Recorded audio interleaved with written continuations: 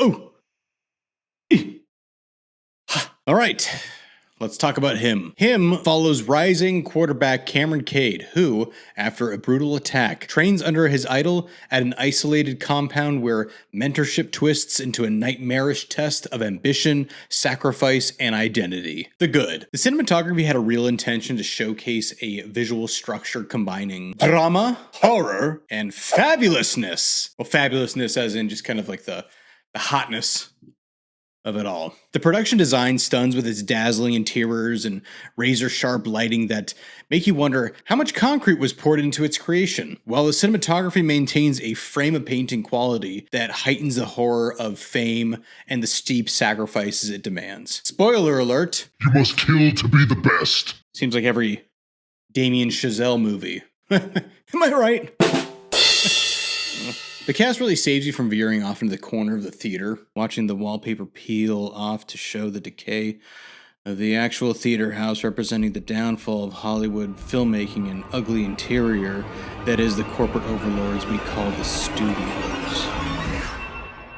In a long-winded way of saying it, Marlon Wayans and Tyriq Withers really give you that kind of student coach feeling throughout the film where it blends into a little bit of the horror of, can I become this? Will I become this? And they actually do a really great job of the back and forth tennis match between who's more intense and who is going to bring this to a bigger and better place. And even Julia Fox and Tim Heidecker do an incredible job at kind of utilizing what is part of their character and what is kind of part of the stereotype that is the wife or the agent. And, you know, really big shout out to Marlon Wayans, I think, actually, that seemed to be giving so much into the movie where it doesn't give back to him. Back to the program. The bad. This movie kind of felt like one of those unhinged, directionless projects that were ultimately saved in the editing room. Like Mandy. Yep.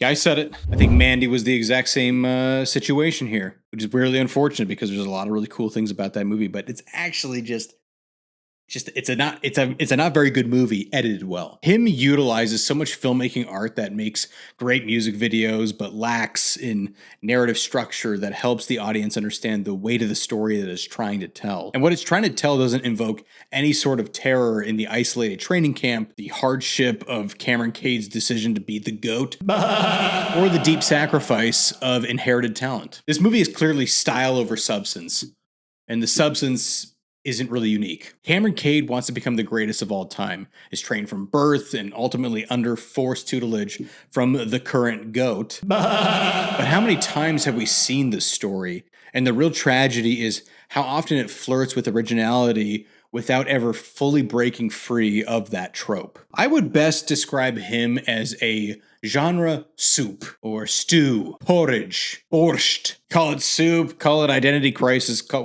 it whatever you want. The movie tried utilizing the talents of the comedic powerhouses of the farcical nature of the story while also balancing a tray of horror moment cocktails. Unfortunately, this waiter is blind, has one leg, and doesn't work at the restaurant. Overall, I really don't think this is a bad movie. It's a puzzle with multiple pieces that don't fit a completed picture. Wayans, Withers, and the rest of the cast are pretty good. But that's not enough to warrant this extremely long music video. For now, I'm going to say that this is a skip, but if you're really curious, you might find nuggets of enjoyment. Yum yum yum yum nuggets. Yum yum yum yum.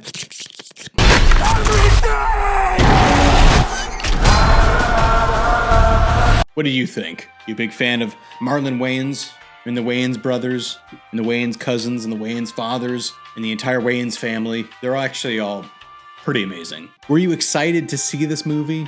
I think that the advertising alone and the weight of trying to sell Jordan Peele was, I think, somewhat of a mistake, just because it's pushing out this producer narrative that is trying to rope more people in, as if the actual concept or maybe even the trailer itself couldn't sell the movie, which maybe that is the case. I don't know.